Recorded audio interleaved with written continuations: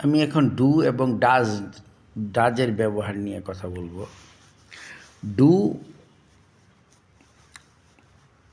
Do যখন নাকি মূল ভার্ব হিসাবে কখন ব্যবহার হবে? ইম্পারেটিভ সেন্টেন্সে মূল ভার্ব হিসাবে ব্যবহার হবে ডু। ডু ইট, ইয়া করো।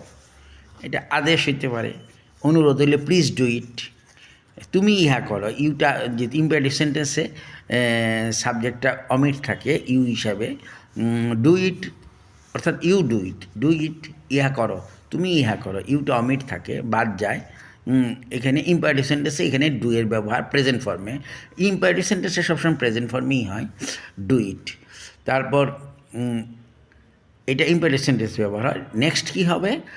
ডুটা জোরালোভাবে কোনো একটা সেন্টেন্সে ব্যবহার হইতে পারে কোনো ভার্বের সাথে। ডু হেল্প হিম, তাকে সাহায্য করো, মানে খুব জোরালোভাবে, মানে সে খুব নিডি এমন পজিশন, তাকে সাহায্য করো। এখানে ডুটা ব্যবহার। এখানে মূল ভার্বটা হচ্ছে হেল্প, যে ডুটা জোরালোভাবে বই প্রকাশের জন্য এটা ডুটা ব্যবহার হয়েছে। ডু গো দেয়ার, সেখানে যাওয়া খুব প্রয়োজন, জোরালোভাবে এই ডুটা ব্যবহার হয়। আর আর ডুটার ব্যবহারটা আমি শেষ করি। ডুয়ের ব্যবহারটা পরবর্তীতে আরও কী হবে? প্রেজেন্ট ইনডেফিনিট টেন্সে নর্মালি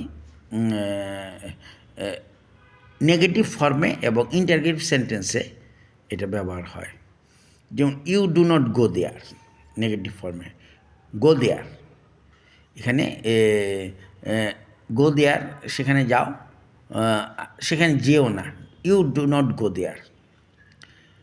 তারপর they do not go there, they do not eat rice, negative ফর্মে না, দে ইট রাইস, এটারই যখন নেগেটিভ ফর্ম হবে প্রেজেন্ট, তখন ডু দ্বারা, ডুটা হচ্ছে কি থার্ড পারসন সিঙ্গুলার নাম্বার বাদে প্রেজেন্ট ইনডিফিনিট টেন্সে ডু ব্যবহার হবে নেগেটিভ করার জন্য বা ইন্টারগেটিভ করে। Do they go there, do they eat rice, interrogative সেন্টেন্সেও এটা ব্যবহার হয়।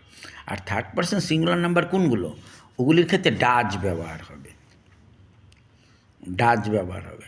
ডাজ হি গো দেয়ার, হিটা হচ্ছে third person singular number, interrogative sentence এটা।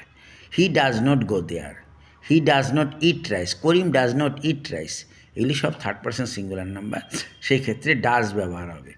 যদি এইভাবে করে দি কাউ ইটস গ্রাস, এটাকে যখন নেগেটিভ করবে the cow does not eat grass, আর ইন্টারগেটিভ করলে does the cow eat grass, তারপর প্রশ্নবোধক চিহ্ন হবে, নট অফ ইন্টারোগেশন। আমি এভাবে করে মৌখিকভাবে আমি আপনাদেরকে কিছুটা ধারণা দেওয়ার চেষ্টা করছি। আশা করি আপনারা এতে উপকৃত হবেন, যারা নাকি এগুলি সম্পর্কে বিগিনার্সদের জন্য তো উপকৃত হবেন আর কি। আপনাদের যদি ভালো লাগে এটা চ্যানেলটাকে লাইক দেবেন, কমেন্ট করবেন, সাবস্ক্রাইব করবেন। পরবর্তীতে আমি আরও ভিন্ন আরেকটি পর্ব নিয়ে কথা বলবো। ধন্যবাদ।